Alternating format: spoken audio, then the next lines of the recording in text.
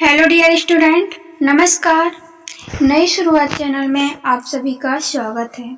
So guys, आज अपन देखने जा रहे हैं संविदा शिक्षक एग्जाम हो या सीटेट एग्जाम हो, टेट से संबंधित सभी एग्जामों के लिए गणित सब्जेक्ट। गणित हम देखते हैं जो पाई जाती है, जो हम वर्ग तीन के एग्जाम में हम देखते हैं। गणित का जो रोल होता है गाइस, वो होता तो मतलब कि इजी रूप में होता है, पर उसकी पेडागोजी होती है ना, वो इम्पोर्टेंट हो जाती है। क्योंकि हम देखते हैं जो गणित 30 नंबर के मार्क्स का आता है गणित का पेपर, उसमें 15 नंबर का हम देखें 15 नंबर की पेडागोजी आती है और 15 नंबर क्वेश्चन पार्ट से आता है। सो गाइज, आज अपन 30 क्वेश्चन कंप्लीट करेंगे। 15 नंबर की पेडागोजी और 15 नंबर सब्जेक्ट से रिलेटेड है, जिससे कि आपको कोई प्रॉब्लम ना हो। हम एक प्रकार के गणित का मॉडल पेपर ही समझें आप, उसी प्रकार हमने गणित के पेपर के अनुसार ही हमने इस वाले टेस्ट को रखा है। सो गाइस, चलते हैं आज के टेस्ट की ओर, ज्यादा देर न करते हुए। लेट्स गो नाउ, देखते हैं क्या लिखा है। फर्स्ट क्वेश्चन अपन लगाते हैं। लाभ तथा हानि प्रतिशत की गणना हमेशा किस मूल्य पर की जाती है? किस मूल्य पर की जाती है लाभ और हानि की गणना? क्या गाइस विक्रय मूल्य पर की जाती है, या क्रय मूल्य पर की जाती है, या अंकित मूल्य पर की जाती है, या ऑप्शन नंबर डी इनमें से कोई नहीं? सो गाइस, जो राइट आंसर है वो है ऑप्शन नंबर बी। क्योंकि हम देखते हैं लाभ हो या हानि की गणना जब की जाती है तो क्रय मूल्य को हमेशा नीचे रखा जाता है, क्रय मूल्य के आधार पर की जाती है। यहाँ पे लाभ लिखा जाता है गाइस, लाभ, और यहाँ पे 100 लिखा जाता है, मल्टीप्लाई से हो जाता है 100 से, वो होता है। हम देखते हैं लाभ और हानि का सूत्र और लाभ की गणना की जाती है। आई होप गाइस आपको समझ में आ रहा होगा। समझ में आए तो प्लीज गाइस लाइक करें, क्योंकि लाइक ही हमारा एकमात्र मोटिवेशन है। सो गाइस, देखते हैं next second question. Second question क्या है? व्यापारी वस्तु में किस मूल्य पर हमेशा छूट देता है? क्या क्रय मूल्य पर देता है हमेशा छूट, या विक्रय मूल्य पर छूट देता है? गाइस, व्यापारी जब भी हमको छूट देता है, हम कुछ लेने जाते हैं तो हमेशा वो छूट किस मूल्य पर देता है? या ऑप्शन नंबर सी अंकित मूल्य पर, या ऑप्शन नंबर डी इन किसी भी मूल्य पर छूट देता ही नहीं है। सो गाइस, जो राइट आंसर है वो है option number c is the correct answer. अंकित मूल्य पर ही छूट देता है हमेशा व्यापारी। देखिए थर्ड क्वेश्चन क्या है यहाँ पे। वस्तुओं का क्रय मूल्य समान है। समान, यदि हम देखें कि वस्तुओं का क्रय मूल्य समान हो तथा एक का लाभ तथा प्रतिशत, दूसरे का हानि प्रतिशत समान हो, तो ऐसे में क्या होगा? गाइस, यहाँ पे बताया गया है, क्वेश्चन को समझ लीजिए 2 मिनट, कि क्रय मूल्य समान हो यदि किसी दो वस्तुएं हैं हमारे पास, उन वस्तुओं का यदि हमने एक ही क्रय मूल्य पर लिया और एक में क्या हुआ गाइस, 5 रुपए की हानि हुई मान लो, और एक में 5 रुपए का लाभ हुआ, तो क्या हुआ? यहाँ पे लाभ हानि हुई, तो इससे क्या होगा गाइस, हम देखेंगे यहाँ पे 5 रुपए घट जाएगा और यहाँ पे 5 रुपए जुड़ जाएगा, तो कुछ नहीं बचा ना। एक जगह से 5 रुपए मिला और एक जगह से चला गया, तो क्या है? तो उसमें लाभ हुई कि हानि हुई, आप देख सकते हैं। तो इसमें क्या होता है गाइस, यदि हम देखते हैं दो वस्तुओं का क्रय मूल्य समान है और उसकी लाभ और हानि की प्रतिशत भी समान है, तो क्या होगा? क्या लाभ होगा या हानि होगी? या ऑप्शन नंबर सी ना लाभ होगा ना हानि होगी, या ऑप्शन नंबर डी लाभ हानि दोनों होंगे? सो गाइस, जो राइट आंसर होगा वो होगा ऑप्शन नंबर सी। इसको हमने पहले ही समझा दिया है, बाद में ऑप्शन दिए हैं।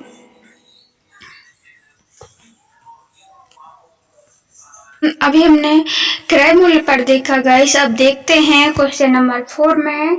जब किसी वस्तु में विक्रय मूल्य समान हो, विक्रय मूल्य क्या है गाइस? समान है, और लाभ व हानि प्रतिशत भी समान हो, तो ऐसे में क्या होता है? ऑप्शन नंबर ए हमेशा लाभ होगा क्या, या ऑप्शन नंबर बी हमेशा हानि होगी, या ऑप्शन नंबर सी लाभ हानि दोनों हो सकते हैं, या ऑप्शन नंबर डी इनमें से कोई नहीं होगा। गाइस क्वेश्चन आप समझिए 2 मिनट। यहाँ पे लिखा हुआ है यदि हम विक्रय मूल्य, हम कोई भी वस्तु को 5 रुपए में गाइस बेचते हैं, ठीक है ना, और 2 वस्तुओं को 5 रुपए में बेचते हैं, हमने बेच दी 5 रुपए में। अब देखा लाभ और हानि भी इसमें समान है। एक से कितना लाभ हुआ 6 रुपए, और एक से हानि कितनी हो गई गाइस 6 रुपए।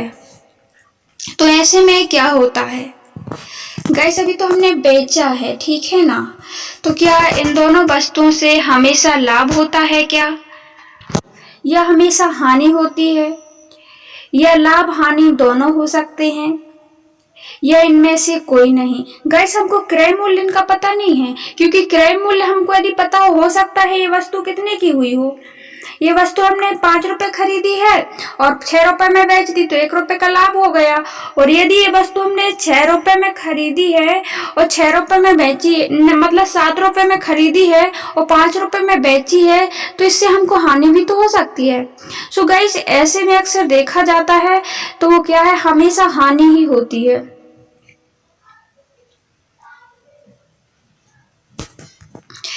देखिए क्वेश्चन नंबर 5 पे चलते हैं।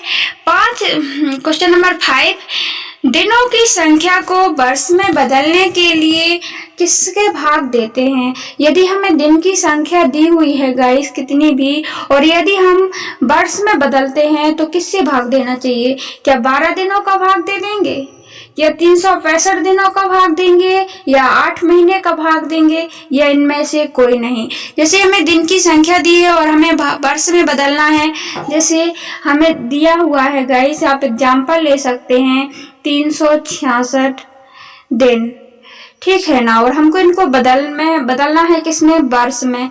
तो अपन देखते हैं एक साल में कितने दिन होते हैं, 365 होते हैं कि नहीं होते, 365 दिन होते हैं। अपन यदि 365 में इसका भाग देंगे तो 1 साल निकल आएगा, 1 साल, और हम देखेंगे 1 दिन एक्स्ट्रा निकलेगा, 1 बचेगा। से इसमें बचेगा कि नहीं बचेगा, जो बचेगा वही क्या हो जाएगा, वो दिन हो जाएगा, वो 1 साल 1 दिन हो गए हैं। आई होप गाइस आपको समझ में आया होगा। इसका ऑप्शन नंबर राइट है, वो है option number B.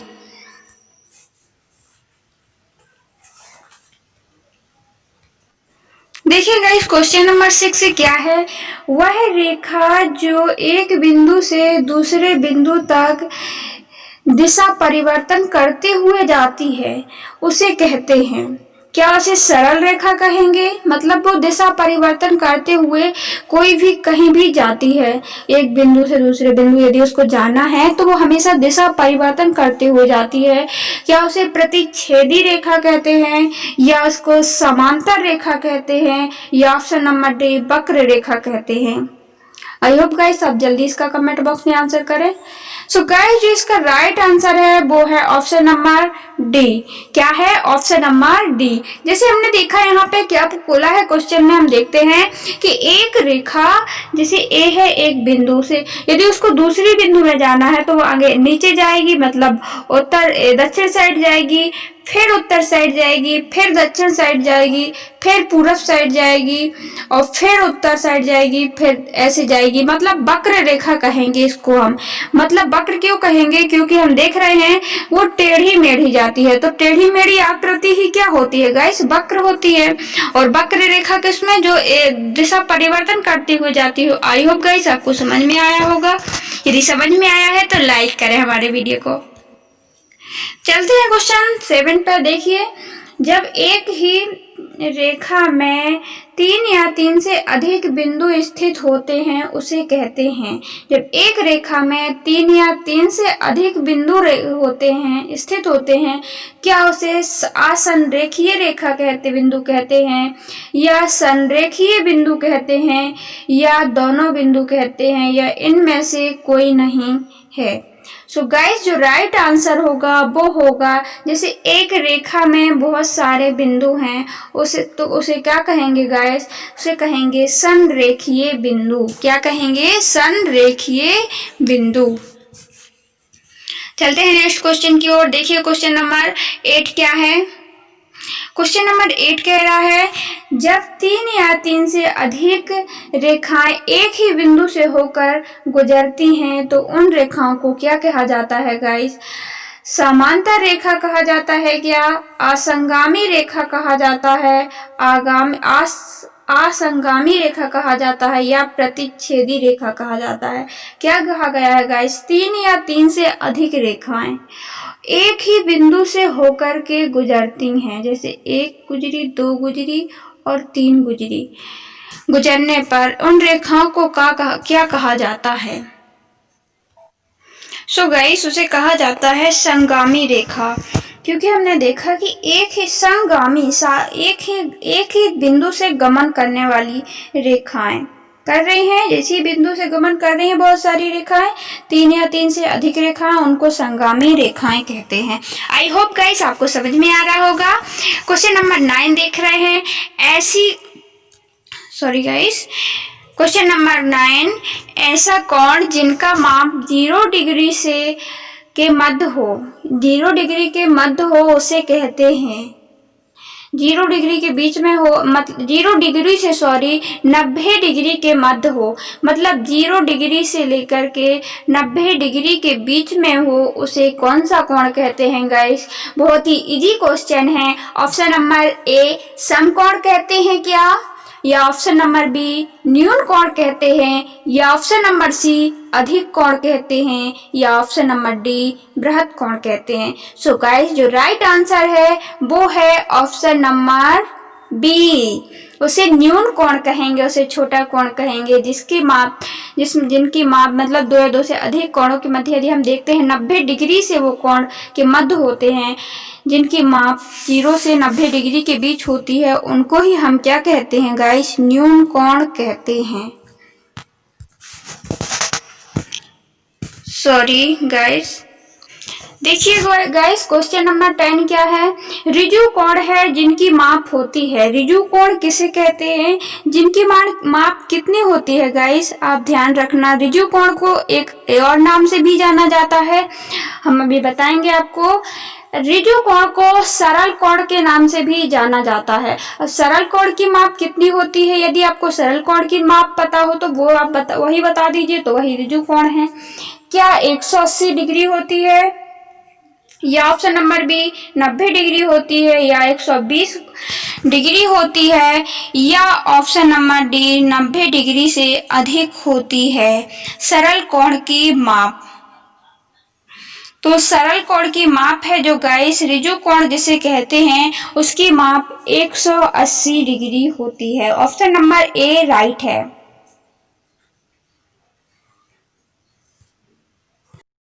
So guys चलते हैं क्वेश्चन नंबर 11 पे, देखते हैं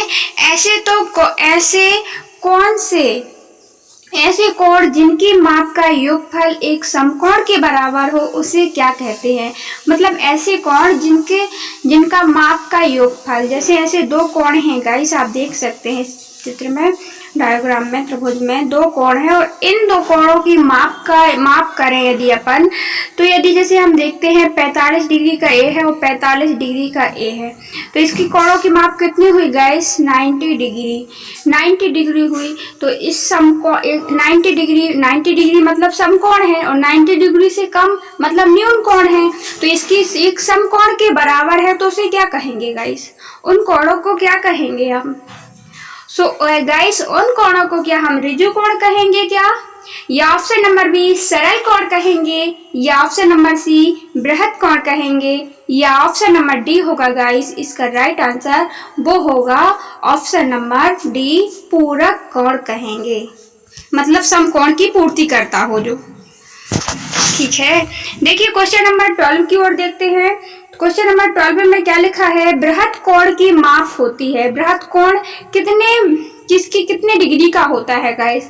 क्या 360 डिग्री से कम का, 180 डिग्री से ऊपर का होता है, या 180 डिग्री से कम होता है, या 90 डिग्री से अधिक होता है, या 90 डिग्री से कम होता है? सो गाइस जो इसका राइट आंसर है वो है ऑप्शन नंबर ए। 160 डिग्री से तो कम होता है, लेकिन 180 डिग्री से अधिक होता है। 180 से 130 डिग्री 30 नहीं 60 डिग्री के नीचे होता है गाइस, वो होता है बृहत कोण।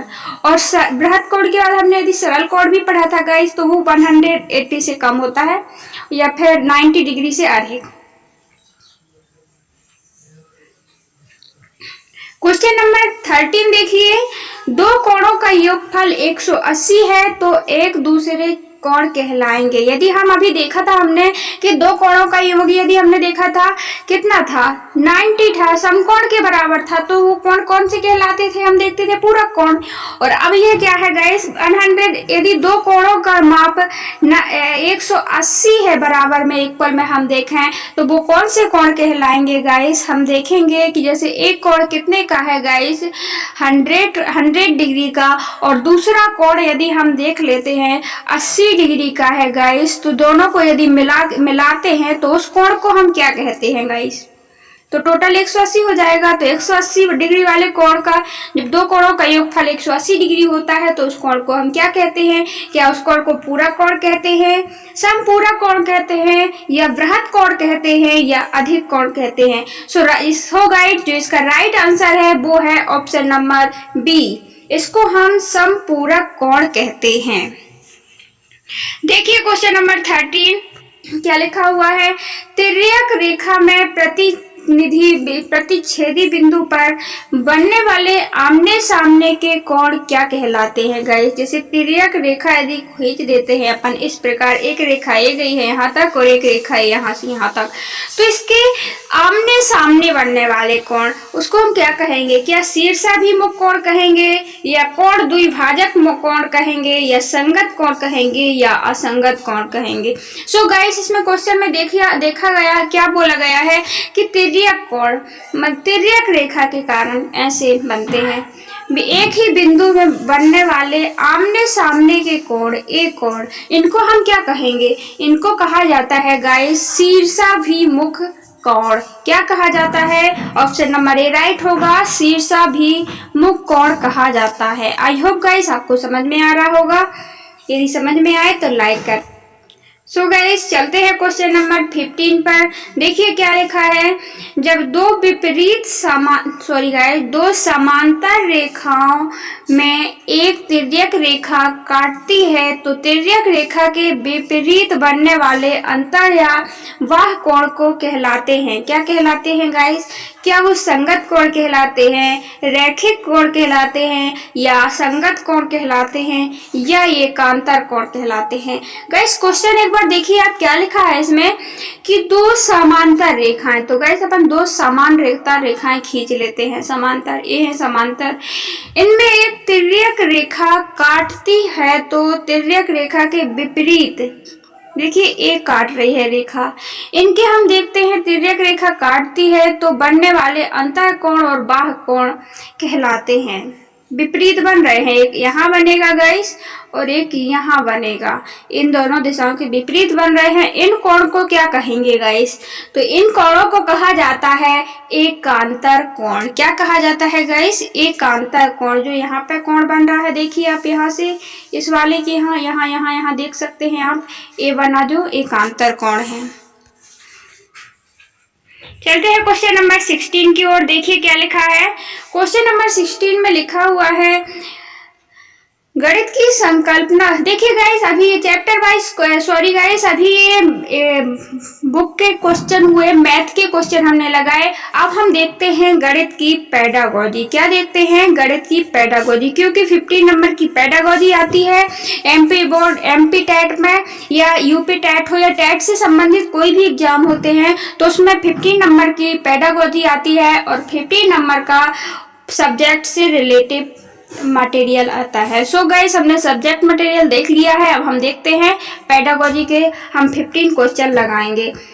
सो गाइस देखिए फर्स्ट क्वेश्चन नंबर 16 में लिखा हुआ है, गणित की संकल्पना के सिद्धांतों को समझना अधिगम के किस उद्देश्य की पूर्ति करना है।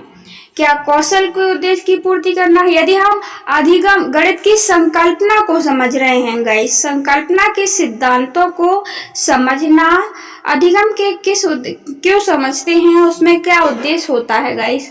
क्या कौशल विकास करना, या पूर्व ज्ञान के कारण हम समझते हैं, या अवबोधन को समझना नहीं गाइस, समझाना। अवबोधन होता है तो हम समझाते हैं, या प्रेक्षण के कारण समझाते हैं। सो गाइस जो राइट आंसर होगा अवबोधन होगा, क्योंकि हम संकल्पना को समझा रहे हैं गाइस, सिद्धांतों को। अब सिद्धांतों को तो वही समझाएगा जिसके अंदर वह बोध होगा, वो दूसरों को बोध करवाना चाहता है कि मतलब कि आपको गणित के बारे में आपको अच्छी तरह से पता हो जाएगी गणित होती क्या है। देखिए गाइस चलते हैं नेक्स्ट क्वेश्चन 17 की ओर। उपलब्धि परीक्षण और नैदानिक परीक्षण में क्या अंतर होता है। क्या ऑप्शन नंबर ए उद्देश्य का अंतर होता है, या ऑप्शन नंबर बी कठिनाइयों का अंतर होता है, या प्रकृति का अंतर होता है, या उपरोक्त में से कोई नहीं। सो गाइस हम देख रहे हैं उपलब्धि परीक्षण क्या होता है और नैदानिक परीक्षण आपको मैं क्लियर कर देते हैं। उपलब्धि परीक्षण जो परीक्षा के अंत में लिया जाता है, लास्ट में लिया जाता है जब अपन पढ़ाई कर लेते हैं, तो अपने उपलब्ध लास्ट में जो परीक्षा होती है, सत्र परीक्षा होती है गाइस, हम देखते हैं उनको हम क्या कहेंगे, उपलब्धि परीक्षण के आपके कितने मार्क्स आए, ठीक है ना।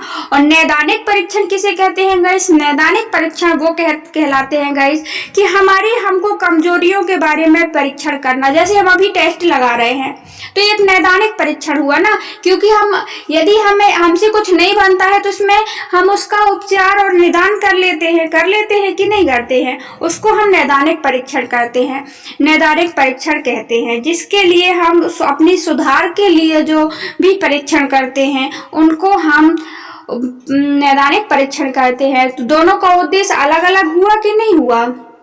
सो गाइस इसमें जो राइट आंसर होगा वो होगा ऑप्शन नंबर ए, उद्देश्यों का अंतर होता है।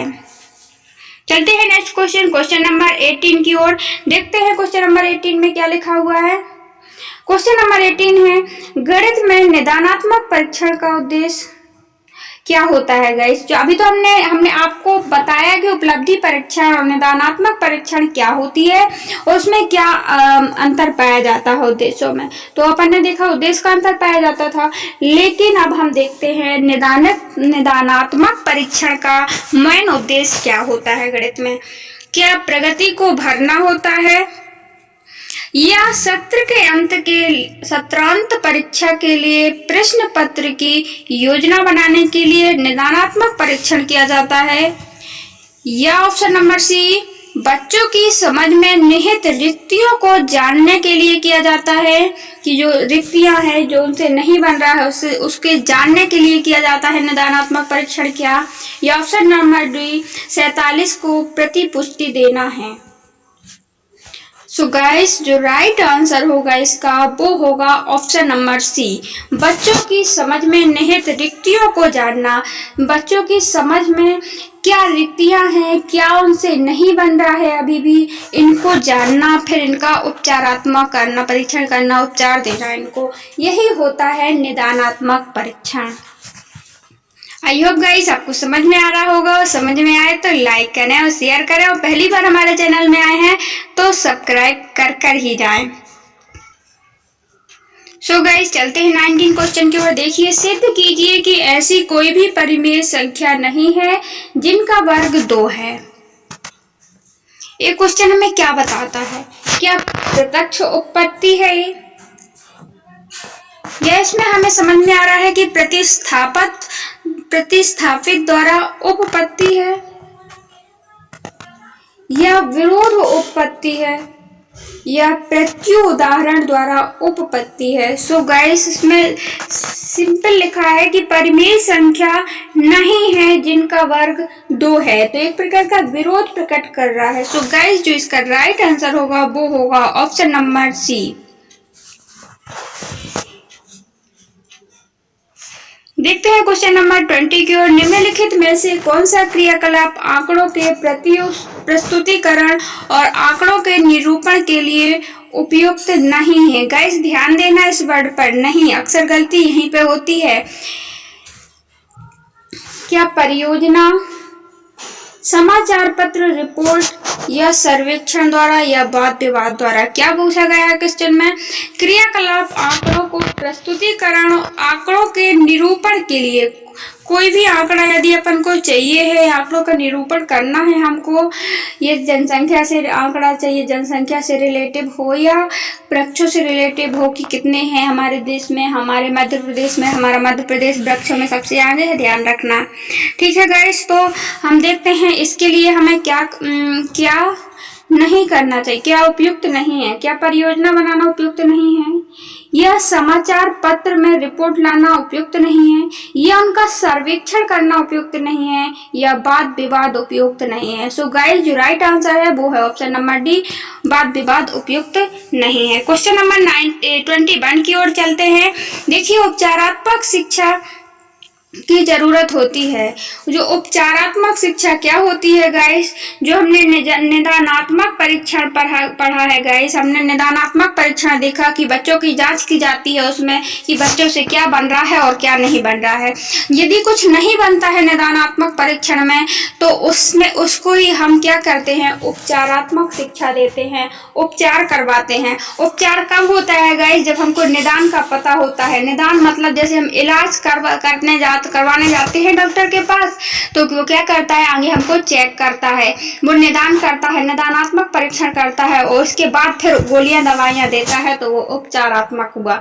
तो उपचारात्मक शिक्षा की जरूरत किसे होती है गाइस? क्या मंदबुद्धि के बच्चों के लिए, या पिछड़े बच्चों के लिए, या ऑप्शन नंबर सी सामान्य बच्चों के लिए, या ऑप्शन नंबर डी इनमें से सभी के लिए। सो गाइस, जो राइट आंसर है वो है ऑप्शन नंबर डी, इनमें से सभी के लिए उपचारात्मक परीक्षण की जरूरत होती है। कोई कितना भी होशियार बच्चा हो गाइस, उसे उपचारात्मक शिक्षा की जरूरत होती है। उसे अपना निदानात्मक कोई को सेल्फ में कर लेना चाहिए, जैसे गाइस हम अभी कर रहे हैं, पर आप लोग कर रहे होंगे कि हमसे कितना बनता है, हम देखते हैं और हम गलती कहाँ करते हैं, और जहां भी गलती करते हैं तो अपन उसको सुधारते हैं कि नहीं सुधारते, उसी को तो हम उपचार कहेंगे ना, उपचारात्मक शिक्षा कहते हैं। तो सभी के लिए जरूरत होती है उपचारात्मक शिक्षा। देखिए, क्वेश्चन नंबर 22 देखते हैं। यदि एक शिक्षार्थी को संख्या और परिकल्पना में समस्या हो रही है तो उसमें असमर्थता हो सकती है। सॉरी, जिसका नाम है, जिनका नहीं है, जिसका नाम है गाइस यहाँ पे। तो यदि शिक्षार्थी को हम देखते हैं कि उसे काय में समस्या हो रही है गाइस? संख्या में। किसमें हो रही है? संख्या परिकल्पना में समस्या हो रही है। तो ये कौन सी अक्षमता है? क्या हुआ है? लेखन अक्षमता है, या ऑप्शन नंबर बी गणितीय अक्षमता है, या ऑप्शन नंबर सी स्थानिक संगठन में असमर्थ है। सॉरी, दृश्य स्थानिक संगठन में असमर्थ है। सो गाइस, आप अब इन्हीं में से बताइए, क्योंकि लास्ट वाला ऑप्शन तो दिख ही नहीं रहा है, लेकिन इनमें से राइट एक है। आपको तो और प्रॉब्लम नहीं होगी और जल्दी सही हो गया, क्योंकि 3 ही ऑप्शन मिले आपको, कंफ्यूज करने वाला एक ऑप्शन नहीं है। सो गाइस, जो गणितीय असमर्थता को यदि हो रही है बच्चे को, तो उसमें कौन सा दोष है गाइस? गणितीय अक्षमता है। उसमें क्या है? गणितीय अक्षमता है। सो गाइस, क्वेश्चन नंबर 23 देखिए, क्या लिखा हुआ है क्वेश्चन नंबर 23 में? कोई छात्र 5050 को 550 लिख रहा है, तो इसका अर्थ क्या है गाइस? यदि उसको बोला जाए कि 5050 लिखिए गाइस, तो वो क्या लिख के लाता है? लिखता है हमेशा 550 लिखता है। तो इससे हम क्या अनुमान लगा सकते हैं? क्या उसमें स्थानीय मान की अवधारणा स्पष्ट नहीं है, या ऑप्शन नंबर बी संख्याओं का ज्ञान नहीं है, या ऑप्शन नंबर सी गणित का ज्ञान नहीं है, या ऑप्शन नंबर डी जोड़ का ज्ञान नहीं है गाइस? ये कौन सा, ये कहाँ गलती कर रहा है, उसको अनुमान क्या लगाया जा सकता है? सो गाइस, इसमें तो हम एक ही अनुमान लगा सकते हैं, क्योंकि वो संख्या तो बराबर लिख रहा है, 5 भी लिख रहा है, 0 भी लिख रहा है, 5 भी लिखता है। गणित का ज्ञान नहीं है, हम एक भी नहीं बोल सकते। गणित का ज्ञान नहीं होता तो वो संख्या को एक भी नहीं लिखता, ठीक है ना, उसे लिखते ही नहीं आता। यदि जोड़ का ज्ञान नहीं है तो उसे यहाँ जोड़ तो करना ही नहीं है। सो गाइस, जो राइट आंसर है वो है ऑप्शन नंबर ए। उसे क्या नहीं है गाइस? उसे स्थानीय मान की क्या नहीं है? अवधारणा स्पष्ट नहीं है। देखते हैं क्वेश्चन नंबर 24 में क्या दिया है। छोटे बच्चों में गणितीय विचार क्रम में विकसित किए जा सकते हैं। एक छोटे बच्चे में यदि हमको गणितीय विचार को एक क्रम में विकसित करना है तो हम क्या करेंगे गाइस? क्या हम छोटे से बच्चे हैं, प्राथमिक स्तर में हम देखते हैं, तो हमें क्या करना चाहिए? क्या उसे चित्र दिखाना चाहिए? पहले कोई भी चित्र यदि हम दिखाते हैं, फिर उसके संकेत बताना चाहिए कि ये ऐसा। यदि पहले तो हम उसको वृक्ष दिखा देते हैं मान लो, फिर उसका वृक्ष का अपन कोई भी चित्र बना देते हैं, संकेत दिखा देते हैं कि वृक्ष का संकेत देते हैं, या ठोस वस्तुओं के द्वारा हम गणित को सिखाएंगे। फिर लास्ट में ठोस वस्तुएं, हकीकत की वस्तुएं दिखाएंगे। सो गाइस देखिए क्वेश्चन ऑप्शन नंबर बी क्या है। आगे यदि हम संकेत बता देते हैं कि सिंबल है गणित वृक्ष का, फिर हम उसमें चित्र बना देते हैं और फिर लास्ट में हम उसको वृक्ष दिखा देते हैं। क्या ऐसा दिखाना कर पाना चाहिए पढ़ाई हमको? वृक्ष की एग्जाम्पल लिया है गाइस, हम कोई भी ठोस वस्तु की बात कर रहे हैं। So guys question number option number C देखिए, ठोस वस्तु दिखाना चाहिए। पहले हम उसको वृक्ष दिखा देते हैं ले जा करके पूरा, और फिर उस पर चित्र बना के बता देते हैं कि यदि हमको पढ़ाना है तो फिर चित्र बस बना देते हैं तो वो समझ जाएगा क्या। और फिर लास्ट में हम संकेत दे देते हैं कि ऐसा वृक्ष का संकेत दे देते हैं, तो ऐसे पढ़ाना चाहिए। या ऑप्शन नंबर डी, आगे ठोस वस्तु दिखाना चाहिए, फिर संकेत देना चाहिए और फिर चित्र बनाना चाहिए।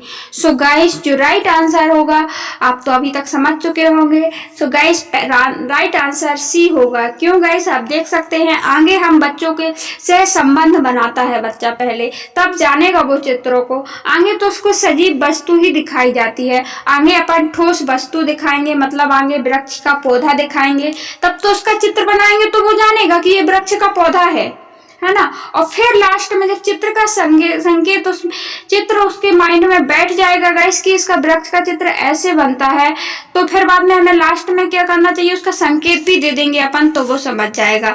So guys option number C right होगा। क्वेश्चन नंबर 25 में देखते हैं, सर्वाधिक प्रभावशाली शिक्षण सामग्री कौन सी है?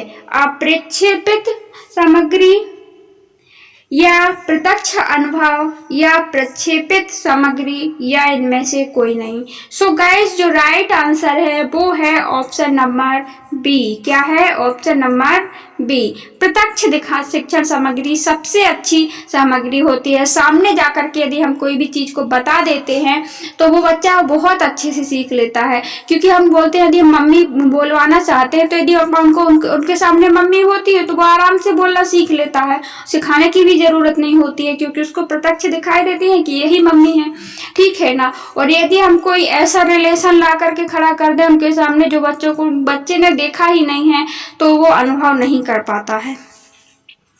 सो गाइस देखिए क्वेश्चन नंबर 26 देखते हैं अपन। कक्षा दूसरी में अबेकस का प्रयोग किस में विद्यार्थियों की सहायता नहीं करता? गाइस ध्यान देना है, जो अबेकस होता है हम देखते हैं बहुत सारी यहाँ मोतियां वो लगे रहते हैं, तो ये होता है अबेकस हम देखते हैं, तो इनका प्रयोग हमें बच्चे में क्या सहायता नहीं करता है? नहीं का ध्यान रखना है। क्या इससे स्थानीय मान की महत्ता को समझने में सहायक है या नहीं? बिना किसी त्रुटि के संख्या को पढ़ने में सहायक है कि नहीं? शब्दों में दी गई संख्याओं को समान संख्या लिखने में सहायक है कि नहीं? गणना की परिशुद्धता प्राप्त करना क्या इससे सीखा जा सकता है? सो गाइस जो राइट आंसर होगा, हमें नहीं का उत्तर देना था। ये किसमें सहायता नहीं कर सकता? शब्दों में दी गई संख्याओं को समान संख्या में लिखना है, लिखने में कोई शुद्धता नहीं करेगा। सो गाइस देखिए क्वेश्चन नंबर 27 की ओर चलते हैं। कक्षा दूसरी के विद्यार्थी में सरल रेखाओं और उनके लंबे किनारों से परिचय कराने का सबसे उत्तम उपकरण क्या होता है? कक्षा में यदि अपन को विद्यार्थियों को, दूसरी कक्षा के बच्चे हैं, उनको हमें सरल आकृतियों और उनके लंबे किनारे की बात को बताना है कि लंबे किनारे किनके होते हैं और सरल आकृतियों के बारे में पढ़ाना है, तो हमें किसका उदाहरण, कौन कौन सा उपकरण यूज करना चाहिए? क्या हमें श्यामपट्ट का तल बता देना चाहिए इसके लिए, सरल आकृति और लंबे किनारे होते हैं जिसके, यदि इसको बताना है अपन को तो, या जियो बोर्ड बताना चाहिए, या 3D लाइट के नेट्स बताना चाहिए, या क्यूब्स के द्वारा हमें समझाना चाहिए? सो गाइस जो इसका लंबे किनारे वाली हमको बताना है गाइस, तो इसका राइट आंसर होगा वो होगा ऑप्शन नंबर ए, श्यामपट्ट का तल बता देना चाहिए। क्योंकि जो डेली बच्चे देखते हैं तो उन्हें समझने में जल्दी समझ में आ जाता है। क्वेश्चन नंबर 28 देखते हैं। कक्षा चौथी में सममिति और परावर्तन की ज्यामितीय संकल्पना की वृद्धि के लिए निम्नलिखित में से कौन सा व्यवहार कौशल उपकरण की सहायता करता है? कक्षा चौथी के लिए बता रहे हैं गाइस। कक्षा चौथी में परावर्तन और ज्यामिति संकल्पना की वृद्धि के लिए व्यवहार उपकरण की आवश्यकता है। क्या ऑप्शन नंबर ए मोतियों की माला के लिए, या ऑप्शन नंबर बी बिंदु सीट के लिए बिंदु सीट की आवश्यकता है, या गेंद तारा की, या द्विमुखी पटल आकृति की? सो गाइस जो इसका राइट आंसर होगा वो होगा बिंदु सीट की आवश्यकता उनको होती है। गाइस 1 मिनट अपन नेक्स्ट इस वाले क्वेश्चन की ओर चलते हैं। देखिए इसमें हमने जो श्यामपट्ट लगा दिया था गाइस, तो उनके लिए हमको सही होगा जियो बोर्ड के लिए की आकृति। क्वेश्चन नंबर 29 देखते हैं। क्या है क्वेश्चन नंबर 29 में? 2 दशमलव की संख्याओं के योग की परिकल्पना को पढ़ने के लिए निम्नलिखित में से शिक्षण अधिगम का कौन सा साधन सर्वाधिक उपयुक्त है? शिक्षण अधिगम का हम देखते हैं किसको पढ़ना है गाइस हमको, कि 2 दशमलव संख्याओं के योग को पढ़ाना है हमको। तो शिक्षण अधिगम में किस वाली संख्या की आवश्यकता होती है हमको?